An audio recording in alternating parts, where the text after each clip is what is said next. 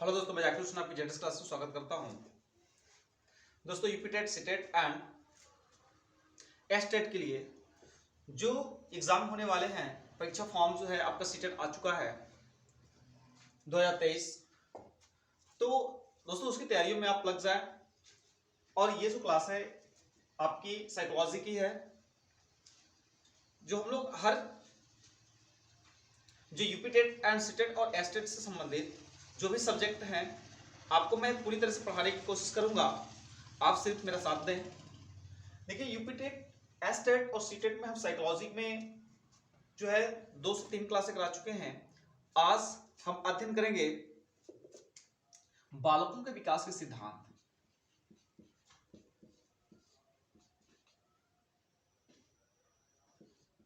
बालकों के विकास के सिद्धांत,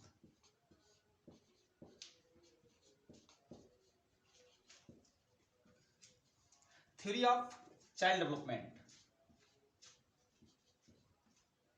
ठीक, बालकों के विकास के सिद्धांत।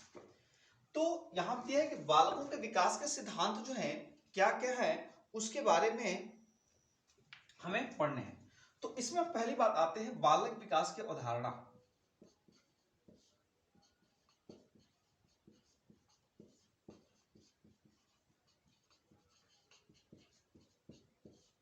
बालक के विकास की अवधारणा क्या है, कंसेप्ट क्या है, कंसेप्ट ऑफ चाइल्ड डेवलपमेंट।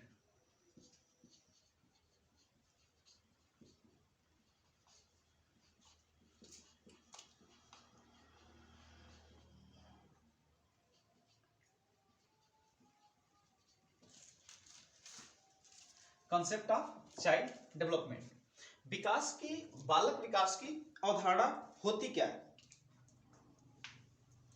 अब देखिए, तो विकास की अवधारणा क्या है, हम कैसे कह सकते हैं उस व्यक्ति के अंदर विकास हो रही है। तो दो ही चीज होगी विकास की अवधारणा में, दो ही घटना होगी। एक क्या होगी कि गुणात्मक, और दूसरा हो गया एवं परिमाणात्मक।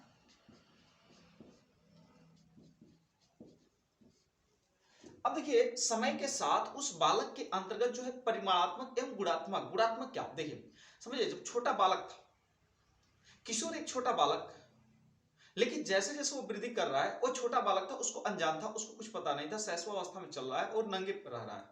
लेकिन जैसे ही उसमें, जैसे वो बड़ा हुआ, 7 साल, 8 साल, 6 साल, 5 साल जैसे भी हो गया, वह अपने आप के अंदर जो नंगा रहना शुरू रह रहा था, अब वो पैंट पहन कर आना शुरू कर दिया, कपड़े पहन कर आना शुरू कर दिया, अपने चेहरे को धोने की कोशिश कर रहा है। इसका मतलब क्या है, गुणात्मक। और गुणात्मक के साथ साथ उसका कहीं ना कहीं रिजल्ट निकल रहा है, वो क्या हो गया, परिणात्मक। तो हम कह सकते हैं कि समय के साथ बालक में गुणात्मक और परिणात्मक जो वृद्धि होती है, या जो हमें अंतर देखने को मिलता है और जो हमें स्वभाव देखने को मिलता है, उसी को क्या कहते हैं, बालक विकास की अवधारणा कहते हैं। समय के साथ गुणात्मक एवं परिणात्मक, ठीक ना, समय के साथ गुणात्मक एवं परिमाणात्मक परिवर्तन ही विकास है।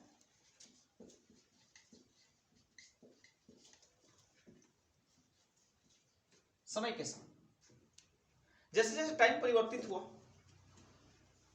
वो विकास के पथ पे चल रहा है, डेवलपमेंट कर रहा है अपने आप को। अब देखते हैं विकास के आयाम।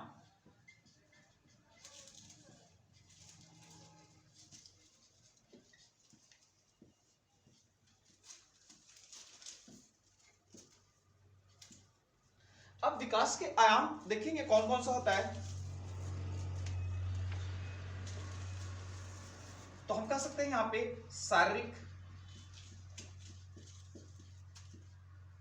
मानसिक, सामाजिक,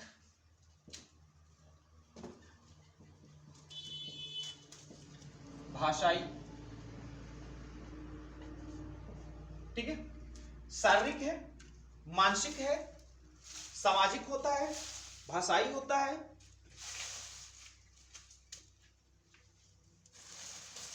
शारीरिक, मानसिक, सामाजिक, भाषाई एवं संज्ञानात्मक।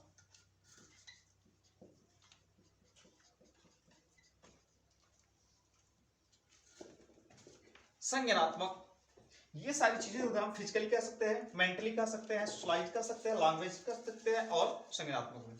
ये विकास के आयाम है। यहां से क्वेश्चन पूछा गया है कि बताइए विकास के आयाम कौन कौन से होते हैं, ये विकास के आयाम में कौन कौन सा शामिल है। तो दे देगा शारीरिक, मानसिक, सामाजिक, और चौथा पुटअप कर दिया, ठीक ना, चौथा आप पुटअप कर दिया पर्यावरण या वातावरण को। तो हमने देखा कि विकास के आयाम में शारीरिक रूप से क्या है शामिल है, मानसिक भी शामिल है, सामाजिक भी शामिल है, भाषाई भी और संज्ञानात्मक, ये जो होते हैं आपके विकास के आयाम होते हैं, जो बहुत ही मोस्ट इंपॉर्टेंट है।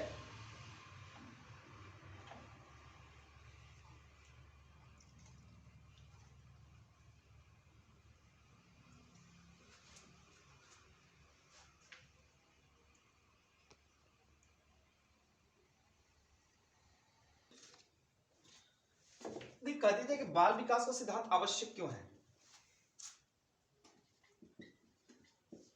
बाल विकास का सिद्धांत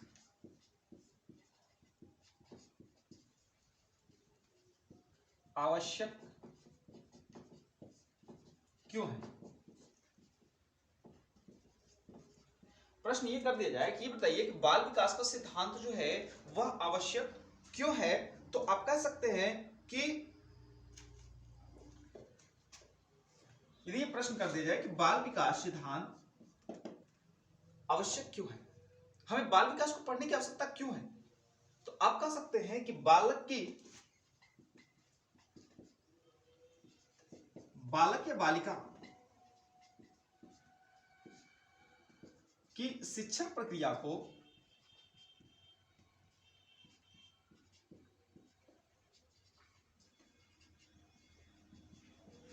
प्रभावशाली बनाने,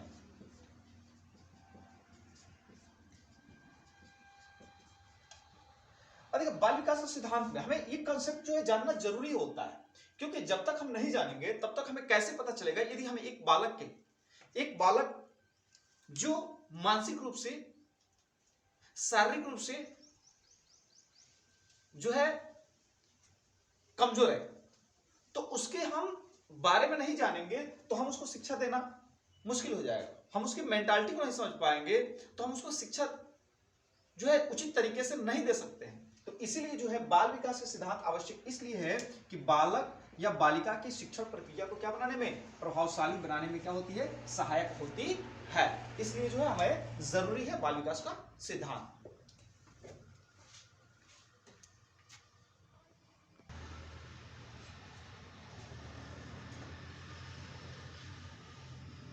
अब हम पढ़ेंगे बाल विकास का सिद्धांत। बाल विकास का सिद्धांत, बाल विकास का सिद्धांत क्या है देखते हैं।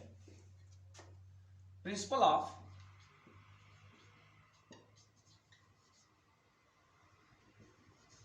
चाइल्ड डेवलपमेंट,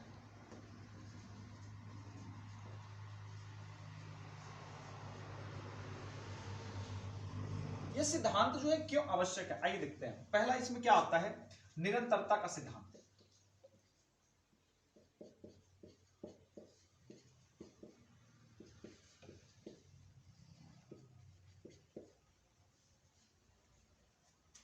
कंटिन्यूटी, एकदम प्रिंसिपल ऑफ कंटिन्यूटी, निरंतरता का सिद्धांत। अब देखिए निरंतरता विकास कैसे, निरंतरता का सिद्धांत का मतलब यह होता है कि विकास जो होती है न रुकने वाली प्रक्रिया है। हम यहां से कह सकते हैं पहला कि विकास न रुकने वाली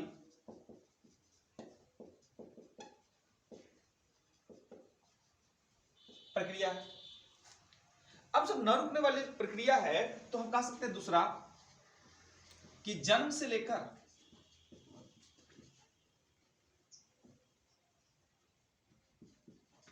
गर्भ से लेकर मृत्यु तक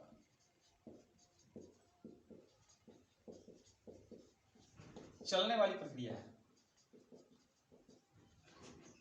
अब क्या होता है कि एक मां के गर्भ में पलने वाला छोटा सा बच्चा जो होता है वह धीरे धीरे धीरे से जो होता है फर्टिलाइजेशन करके, जाइगोट का निर्माण करके, वह धीरे धीरे जो होती है एक शरीर बन जाती है, परिपक्व शरीर हो जाता है, और जो वो पृथ्वी पे आता है फिर वो डेवलप करते करते जो होता है प्रौढ़ा किशोरावस्था, बाल्यावस्था, ये सारी चीजों को पार करते, प्रौढ़ावस्था को पार करते हुए मृत्यु तक पहुंच जाता है। तो कहीं ना कहीं क्या है कि निरंतरता का सिद्धांत उसको दिखाई देता है।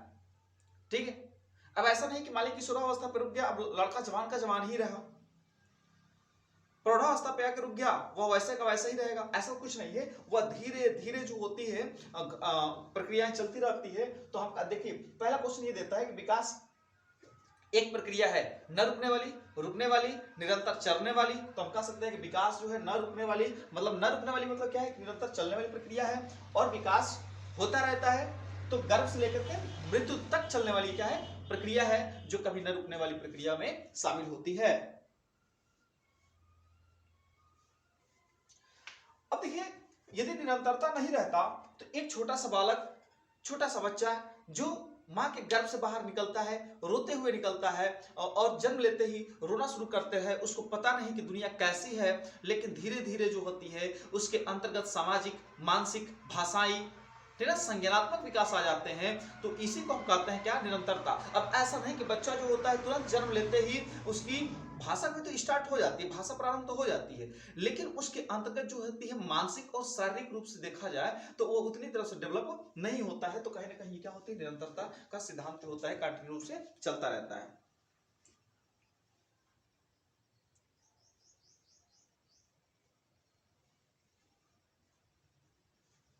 अब देखते हैं वैयक्तिक अंतर का सिद्धांत, पहला हो गया, दूसरा हम देखते हैं वैयक्तिक अंतर का सिद्धांत। यहां पे हम कह सकते हैं कि principle of individual difference, principle of individual difference.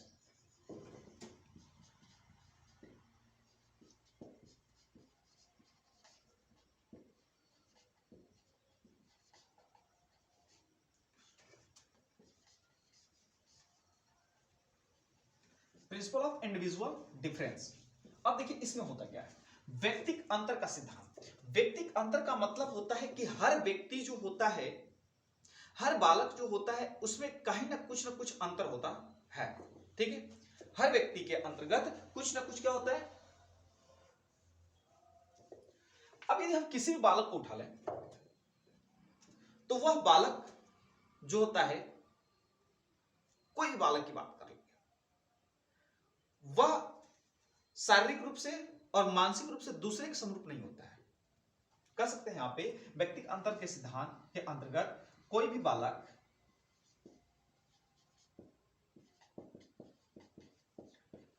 मानसिक एवं शारीरिक रूप से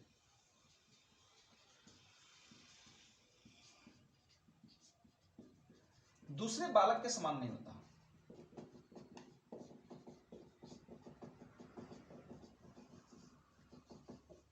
समझिए, कोई भी बालक है शारीरिक रूप से और मानसिक रूप से कहीं ना कहीं, यदि शारीरिक रूप से पूरी तरह से वेल मेंटेन है, कहीं ना कहीं आंख की जो पुतली है वही चेंज हो जाएगी, कहीं ना कहीं उसके अंतर्गत जो होती है। अब देखिए अब तो अंगूठा वाला सिस्टम आ गया है, अंगूठा लगा करके बता दे रहा, अब दूसरा का लगाता वही पे लग जाता, तो हम कहते हैं कि भाई समरूप है, इसके जीन्स जो है समरूप है, लेकिन है ही नहीं। तो कोई भी बालक मानसिक एवं शारीरिक रूप से दूसरे बालक की जो होता है समरूप नहीं होता है। ठीक है ना। और हम कह सकते हैं यहां पर भी कि वृद्धि एवं विकास की दृष्टि से भी, वृद्धि एवं विकास, कोई भी बालक वृद्धि एवं विकास की दृष्टि से दूसरे बालक के समान नहीं होता है।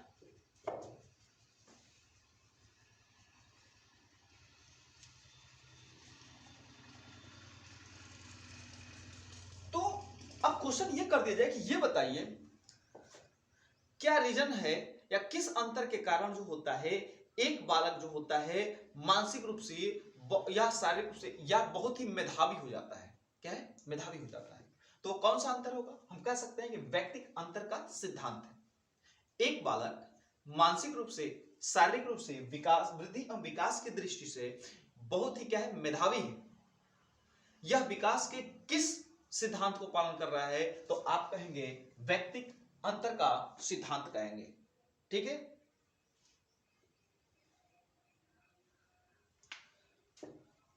यहां पे देख सकते हैं कि जैसे कोई बालक अत्यंत मेधावी एवं कोई बालक अत्यंत पिछड़ा या मंद है, यह व्यक्ति व्यक्तिक अंतर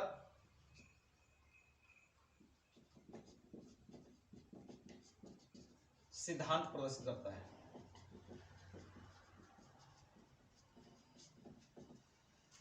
अब समझ में आ गई होगी कि कोई बालक अत्यंत मेधावी, कोई की आईक्यू लेवल 140 प्लस जा रहा है, कोई का लेवल जो है 60 डाउन है, 90 100 के बीच चल रहा है, 80 90 के बीच चल रहा है। इसका मतलब क्या है, वो कौन सिद्धांत व्यक्त कर रहा है, तो व्यक्तिक अंतर का सिद्धांत को व्यक्त करता है। अब आते हैं हम थर्ड नंबर पे कि थर्ड नंबर में कौन सा अंतर देखने को मिलेगा हमें, तो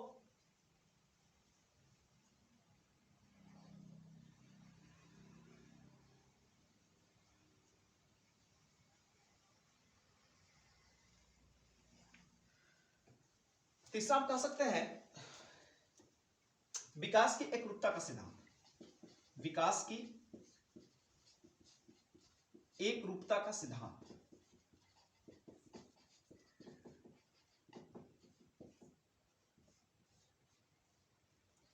अब देखिए विकास की एकरूपता का या विकास के क्रम की एकरूपता का सिद्धांत क्या होता है। अब इसमें हम कह सकते हैं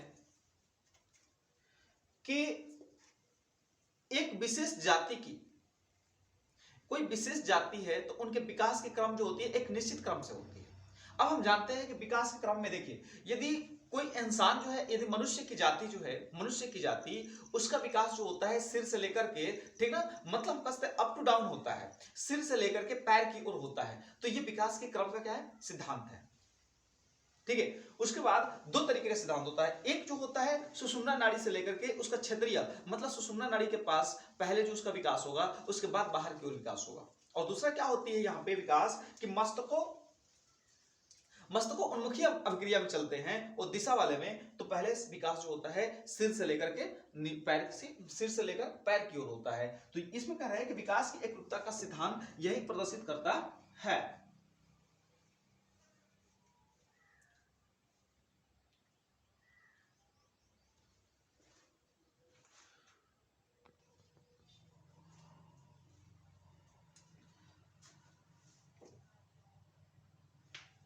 अब देखते हैं विकास एवं वृद्धि की दर। विकास एवं वृद्धि की दर एक जैसी नहीं होती। अब देखिए विकास एवं वृद्धि की दर जो होती है एक जैसी क्यों नहीं होती है, आइए देखते हैं। हम जानते हैं कि विकास, वृद्धि को मैंने बताया हार्डवेयर है। वृद्धि क्या है, हार्डवेयर है, मतलब उसको देख सकते हैं, नाप सकते हैं, ठीक ना, लेकिन विकास को नाप नहीं सकते। अब देखिए विकास जो होती है गुणात्मक एवं परिमाणात्मक दोनों होता है, जबकि वृद्धि जो होती है परिमाणात्मक होती है। कैसे, यदि मेरी हाइट 170 है तो वो परिमाण है, हम नाप सकते हैं, लेकिन विकास परिमाणात्मक होगी और साथ ही साथ क्या होती है, गुणात्मक होती है, गुणक भी होता है। अब मैं अच्छा हूं, मैं सुंदर हूं, ये मेरा गुण है, मैं काला हूं, ये गुण है, लेकिन कितना काला हूं ये तो बता नहीं सकते ना, लेकिन कितने फिट का हूं ये तो मैं बता सकता हूं। तो दोनों ये विकास होती है। तो कह दिया है कि विकास एवं वृद्धि की एक दर जैसी नहीं होती है। आइए देखते हैं। पहली बात कि विकास जीवन पर्यंत चलने वाली प्रक्रिया है, जीवन पर्यंत चलने वाली प्रक्रिया है।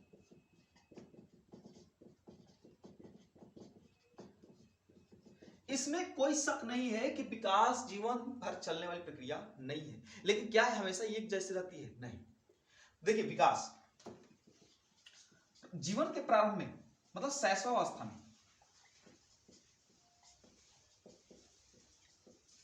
विकास तीव्र होगा। शैशवावस्था में विकास क्या होगा? तीव्र होगा, ठीक है। लेकिन कुछ समय के बाद जो होती है बंद हो जाती है, कुछ समय बाद मंद हो जाती है। फिर देखिए आएगा बाल्यावस्था या किशोरावस्था लिए, तो बाल्यावस्था के कुछ अवस्था में क्या होगी? तीव्र होगी, फिर कम हो जाएगी। फिर हम कह सकते हैं कि किशोरावस्था आएगी तो किशोरावस्था के पूर्व किशोरावस्था में क्या होगी? तीव्र होगी, और पूर्व जब किशोरावस्था में जाएगा उत्तरावस्था में तो क्या हो जाएगी? धीमी हो जाएगी। मतलब हम कह सकते हैं कि एक ग्राफ के रूप में यहाँ पे देखे जाए तो विकास कुछ इस तरह से चलता रहता है, घटता बढ़ता रहता है, ठीक है। तो हम कह सकते हैं यहाँ पे कि जीवन पर्यंत तो विकास चलता है, लेकिन विकास की दर जो होती है एक जैसी कभी नहीं होती है। शैशवावस्था में कुछ कम होगा, फिर मंद हो जाएगा। अब देखिए क्या होता है, शैशवावस्था में बालक जो होता है जैसे 2-3 साल तक रहता है तो वृद्धि करता रहता है, लेकिन क्या होगा? फिर 5 वर्ष की अवस्था से 7 वर्ष की अवस्था में स्टेज में एक बार रुकावट आ जाएगी। फिर जैसे ही वृद्धि करेगा, बाल्यावस्था आएगी, फिर फटाक से बढ़ जाएगा, फिर क्या होगा? ब्रेक ले लेगा। फिर किशोरावस्था में बढ़ने के बाद जब वो 8वीं 9वीं में जाता है तब जो होती है उसमें देखने को वृद्धि मिलती है, तुरंत लंबाई ग्रोथ कर जाती है, फिर उसके बाद रुक जाती है। अब जो होता है जब वो 20-21 वर्ष की अवस्था में चला जाता है, जब 18 से 19 अवस्था में चला जाता है तो वृद्धि थोड़ी सी होती है एकदम, लेकिन वो हमें पता नहीं चलता। तो कहीं ना कहीं हम देख रहे हैं कि विकास तो चलता रहता है, जीवन पर्यंत चलता रहता है। अब उसके अंतर्गत विकास की प्रक्रिया क्या होगी? दाढ़ी मूंछ आना शुरू हो जाएंगे, लड़कियों में परिवर्तन होना शुरू हो जाएगा। तो ये कहीं विकास की अवस्था है, लेकिन उनकी हाइट और जो वृद्धि वाली सिस्टम जो है उसमें कहीं ना कहीं परिवर्तन देखने को मिलना शुरू हो जाता है। तो विकास एवं वृद्धि एक दर जैसी नहीं होती है।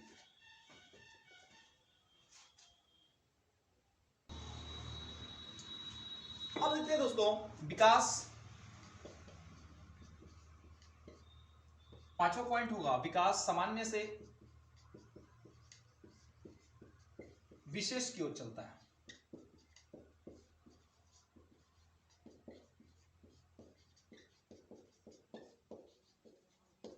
अब विकास सामान्य से विशेष की ओर चलता है, डेवलपमेंट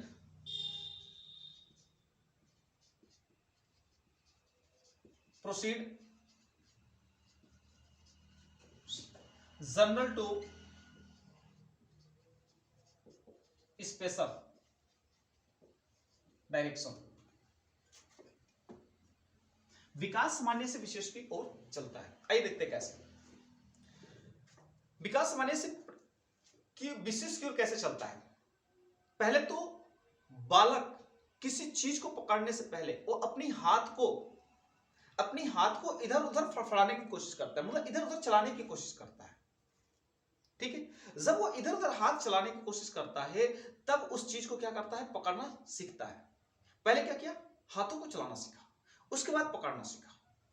दूसरी बात, यदि बालक जो होता है शैशवावस्था में जो बालक होता है तो पहले उसकी शुरुआत जो होती है रोने से शुरू होती है। वह रोना शुरू करता है, रोने के बाद जो होता है उसका अंग प्रत्यंग जो होते हैं पूरी तरह से भाग लेना शुरू कर देते हैं, और अंततः वह चल करके क्या करता है कि वह पूरी तरह से उसकी सारी प्रक्रियाएं जो है आंखों और व्यक्तता पर सीमित हो जाती है। अंततः आंखों और व्यक्तता पर सीमित हो जाएगी। या तो वह बालक बोल करके या तो आंखों से इशारा करके जो है वह अपनी सामान को, वह अपनी वस्तु को लेने की कोशिश करता है या बताने की कोशिश करता है। तो हमने देखा कि विकास सामान्य से विशेष की ओर चल रहा है कैसे? पहले हाथ को फड़फड़ाया, हाथ को हिलाया, फिर उस वस्तु को पकड़ा, न कि पहले वस्तु को पकड़ा बाद में हाथ हिलाया। अब आप समझ गए होंगे दोस्तों कि कैसे जो है ये प्रक्रियाएं चल रही है। अब देखिए जैसे क्या होता है, दूसरी बात समझ सकते हैं आप। अब मम्मी जो है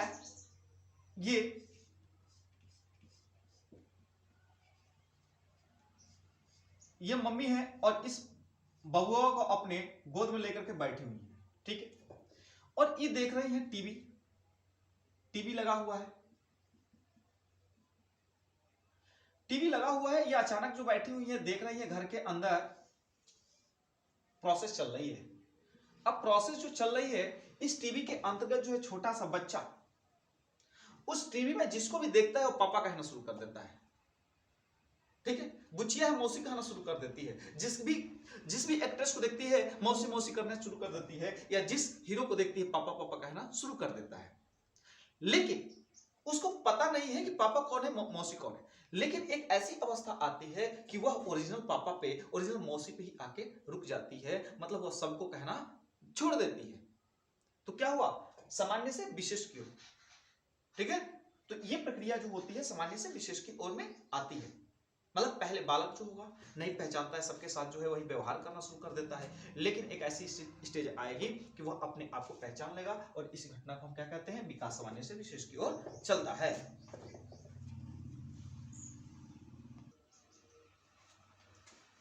अब आते हैं 6 नंबर पे, परस्पर संबंध का सिद्धांत। परस्पर संबंध का सिद्धांत। ठीक है, principle of inter relation, principle of inter relation.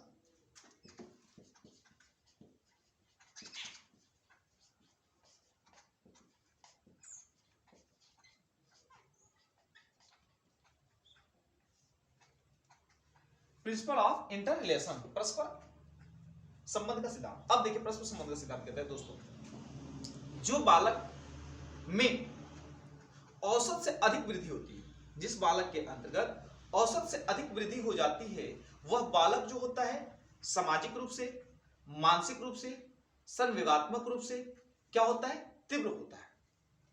अब किसी बालक को, परस्पर संबंध का सिद्धांत, अब यदि किसी बालक को उचित डाइट मिल रहा है, बैलेंस डाइट मिल रहा है, उचित तौर तरीके, सबके साथ प्रेम का व्यवहार मिल रहा है, विनम्रता का व्यवहार मिलता है, मतलब जब जिस चीज की आवश्यकता है उसको वो चीजें मिल रही है, तो कहीं ना कहीं वो बात क्या है कि शारीरिक रूप से और मानसिक रूप से और संवेगात्मक रूप से क्या होगा, संवेगात्मक रूप से वो क्या होगा, परिपक्व होगा। लेकिन यदि कोई बालक एक चीजों में पिछड़ापन रह जाता है, यदि कोई बालक जो है किसी कारणों में पिछड़ेपन हो जाता है, तो वह अगली जो विकास होती है वो उसके लिए क्या होती है, बाधा बनती है। आइए देखते हैं कैसे। एक बालक शारीरिक रूप से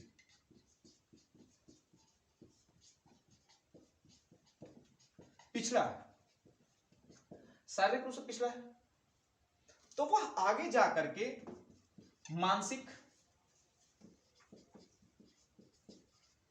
सामाजिक एवं मानसिक, सामाजिक एवं संवेगात्मक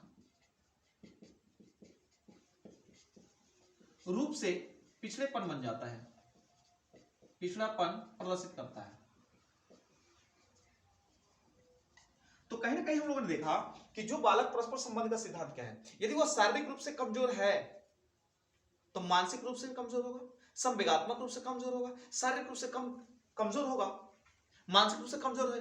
अभी कोई खड़ा है एकदम चारों तरफ से देख के खड़ा है, कह छिपकली, कूद के भागना शुरू कर देगा, कह तुम्हारे पैरों के पास सर, भागना शुरू कर देगा। कहीं ना कहीं उस चीज से क्या है, मानसिक रूप से परिपक्व नहीं है। अभी कोई चीज को देख लेगा, ब्लड देख लेगा, रोना शुरू कर देगा।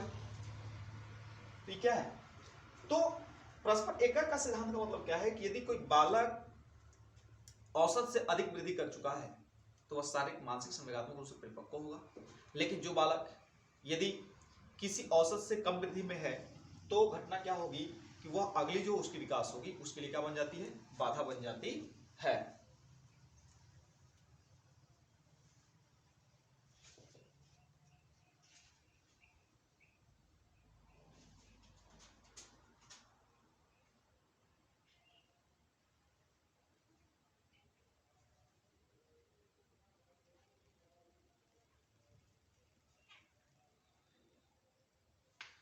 अब देखते हैं एकीकरण का सिद्धांत, 7 नंबर, एकीकरण का सिद्धांत।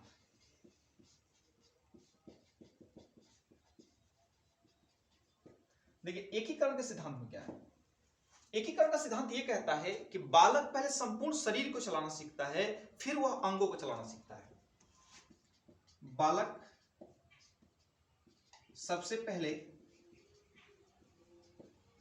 संपूर्ण अंग को चलाना सीखता है, संपूर्ण शरीर को, उसके बाद अंग को चलाना सीखता है।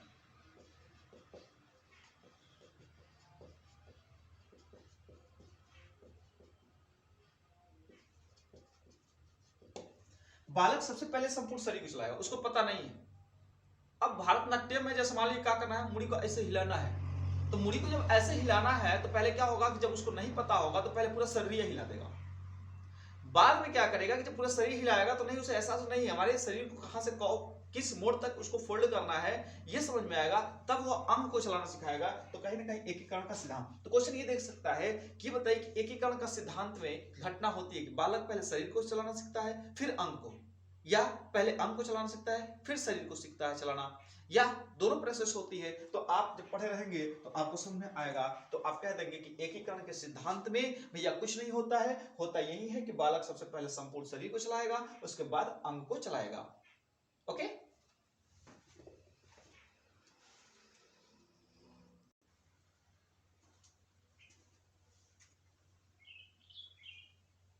और विकास की दिशा का सिद्धांत। विकास की दिशा का सिद्धांत,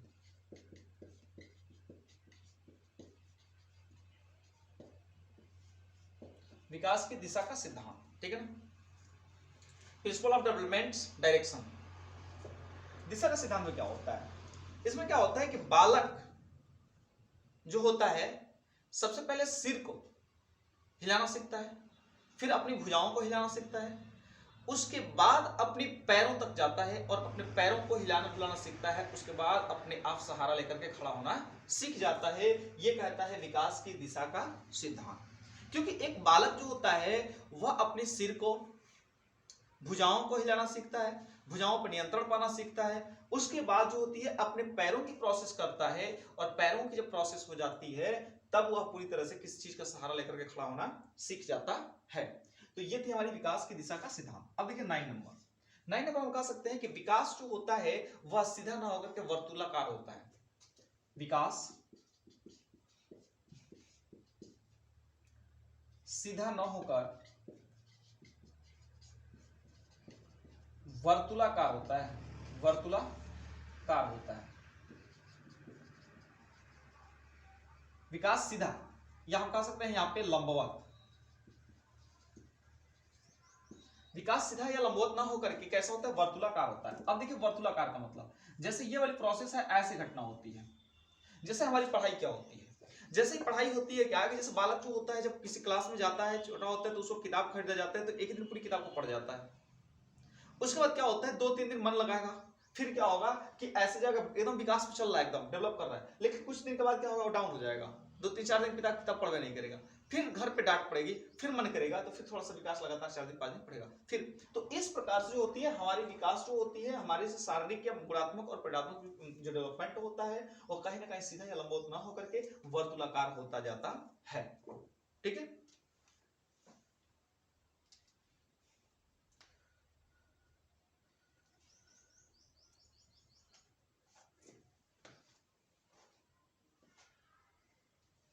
अब देखते हैं बाल विकास को प्रभावित करने वाले कारक।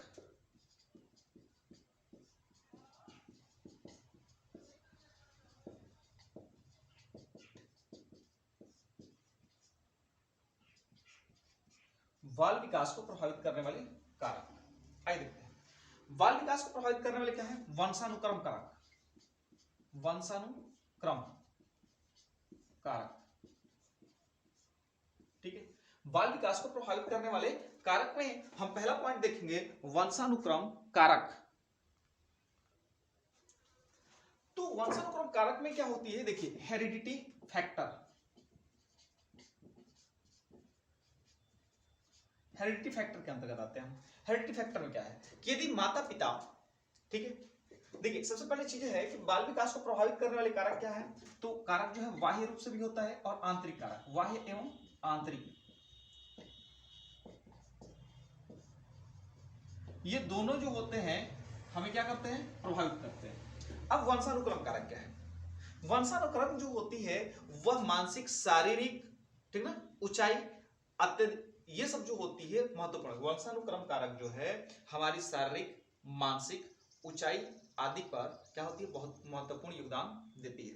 अब देखिए कैसे, यदि माता पिता दोनों गोरे गोरे हैं, यदि अंग्रेज हैं दोनों, समझ लीजिए, समझ ऐसे समझिए, यदि दोनों लोग जो है अंग्रेज हैं, तो जब दोनों लोग अंग्रेज है तो उनसे बच्चा उत्पन्न जो होगा वह भी कैसा होगा, भूरा भूरा ही होगा, वह भी गोरा ही होगा। लेकिन यदि एक माता पिता में से कोई, दोनों लोग काले हैं, बच्चा भी क्या होगा, काले होगा। यदि एक माता गोरी पिता काले, तो हो सकता है कि बालक जो होगा या बालिका जो होगी गोरी हो जाए, हो सकता है कि दूसरा जो है काला हो जाए। तो कहीं ना कहीं क्या होता है, बाल विकास को प्रभावित करने में वंशानुक्रम क्या होता है, वंशानुक्रम के कारण बालक का गोरा होना,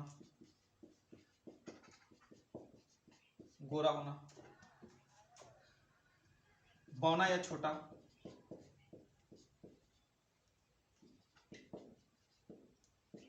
बौना या छोटा, शारीरिक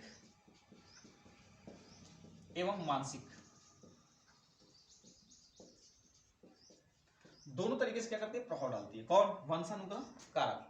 अब कहते हैं क्वेश्चन की एक बताइए कि एक बालक जो है शारीरिक रूप से छोटा है, वह कौन सा कारक दिखा रहा है, फैक्टर जो है आपका वंशानुक्रम हेरिडिटी दिखा रहा है। एक बालक जो है वह माता पिता छोटे हैं, माता पिता गोरे हैं, बालक भी गोरा है, कौन सी फैक्टर दिखा रहा है, वंशानुक्रम का दिखा रहा है।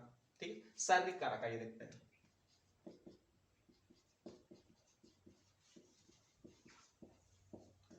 शारीरिक कारक फिजिकली फैक्टर,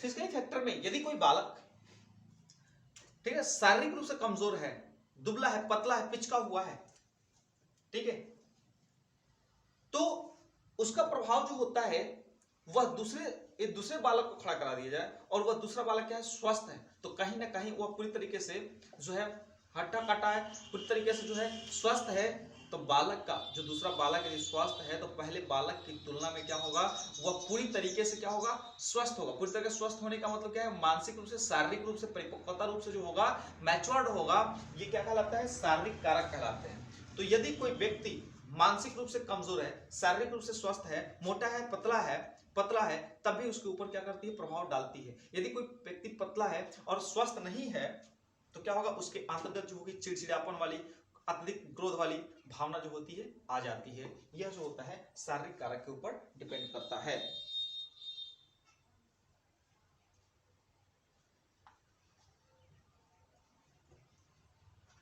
उसके बाद देखते हैं बुद्धि क्या होती है, इंटेलिजेंस।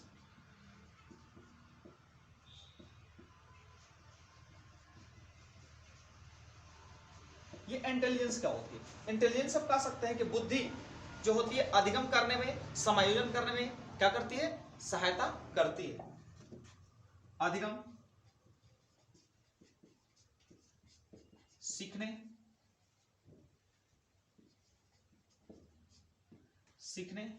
एवं समायोजन करने में सहायता करती है। बुद्धि क्या होती है हमारी, यदि बात कर ले तो बुद्धि हमारी जन्मजात होती है।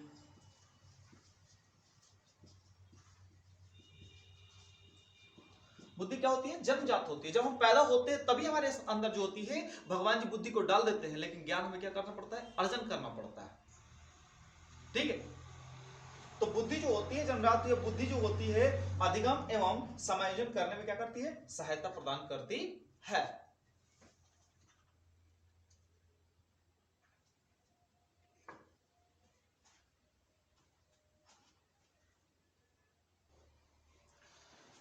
आइए दोस्तों देखते हैं बाल विकास को प्रभावित करने वाले बाह्य कारक कौन कौन से। देखिए बाह्य कारक, गर्भावस्था के दौरान माता का स्वास्थ्य एवं परिवेश अति आवश्यक है।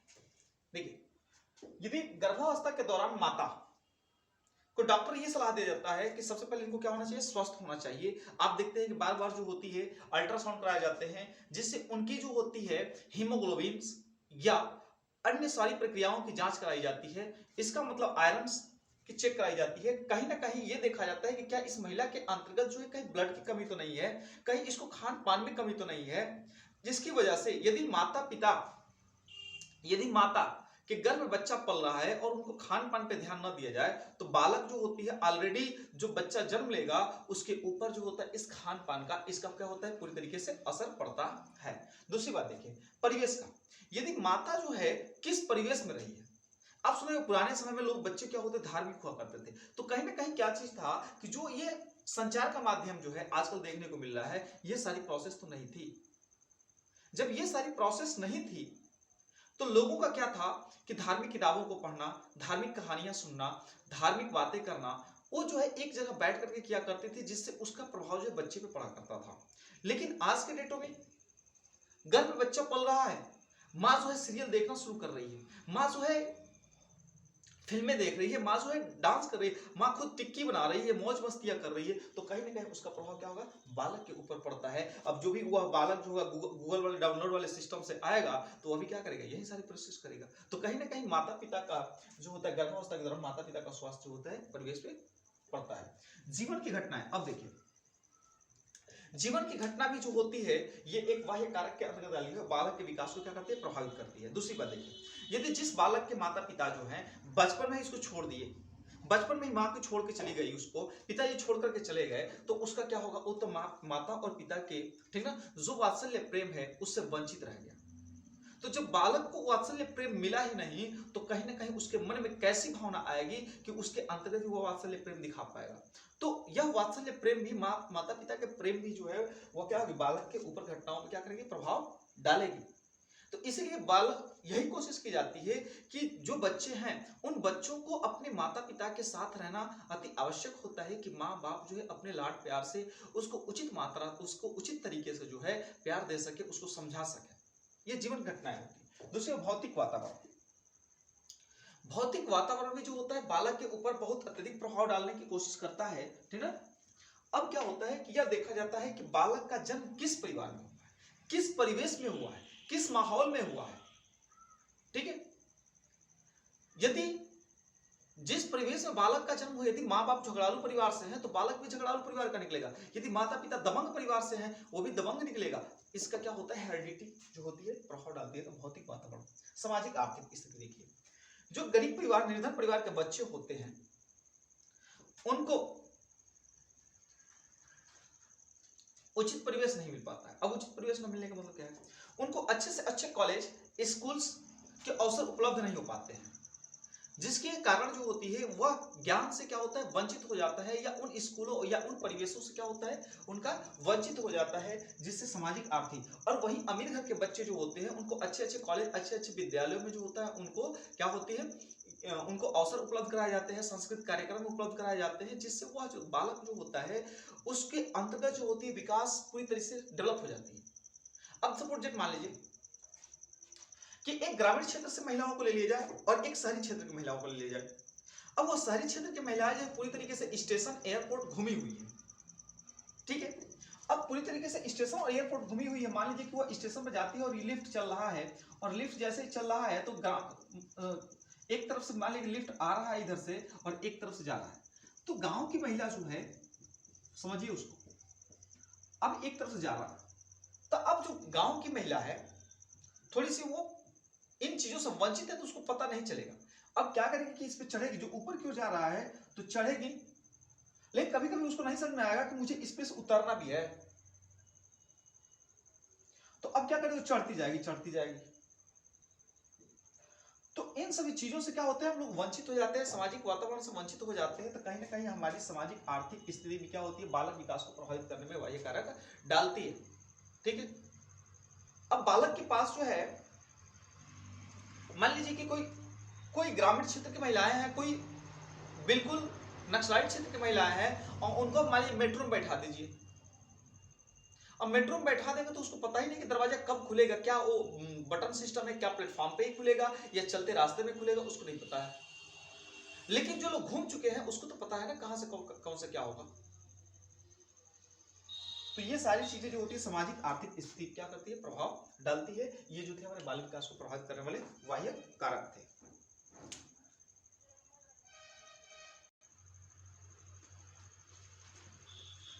अब देखते हैं दोस्तों, बाल मनोविज्ञान की उपयोगिता महत्व क्या है।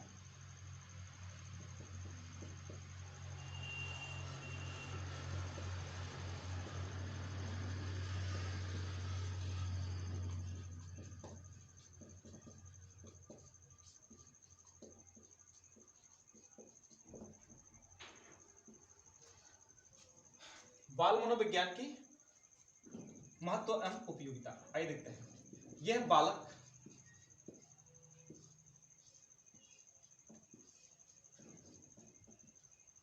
ठीक है, बालक के स्वभाव को समझने में,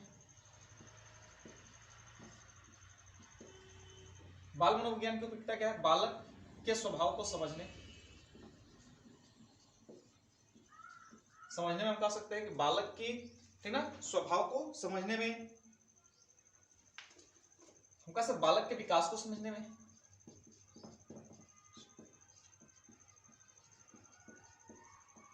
स्वभाव एवं विकास दोनों को समझने में,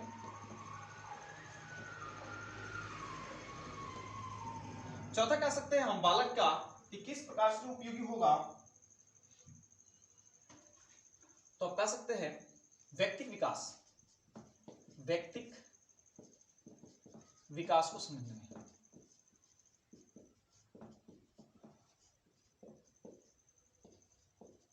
ये समझिए बाल मनोविज्ञान की उपयुक्तता क्या क्या है, उसके स्वभाव को समझेंगे, उसकी रुचियों को समझेंगे, उसके बारे में हम समझने की कोशिश करेंगे, विकास को समझने में उसकी किस दिशा में जाना चाहता है, स्वभाव विकास दोनों समझने में, व्यक्तिक विकास उसके व्यक्तिक शारीरिक मानसिक संज्ञात्मक भाषाई ये सारे विकास को समझने में क्या करता है, बाल मनोविज्ञान हमारी क्या करता है, सहायता करता है।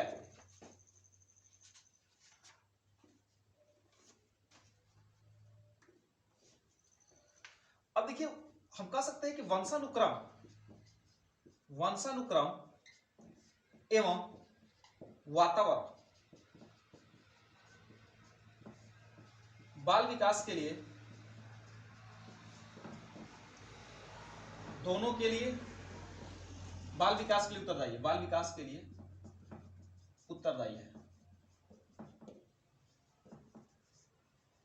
क्योंकि वंशानुक्रम और वातावरण दोनों आवश्यकता है। हो सकता है कि हमारा वंशानुक्रम अच्छा हो सकता है कि मेरे माता पिता डॉक्टर हों, लेकिन मुझे अच्छी तरीके से जो है वातावरण नहीं मिल पाया, एटमॉस्फेयर नहीं मिल पाया, जिसके कारण वो बालक जो क्या बन सकता है, चोर भी बन सकता है।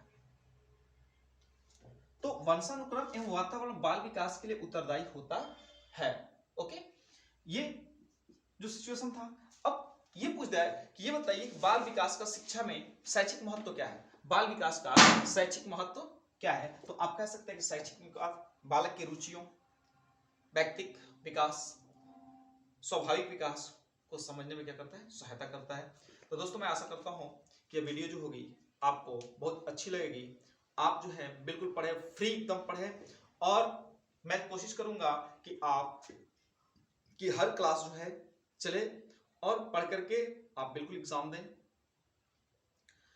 वीडियो को ज्यादा से देखने के लिए दिल से धन्यवाद।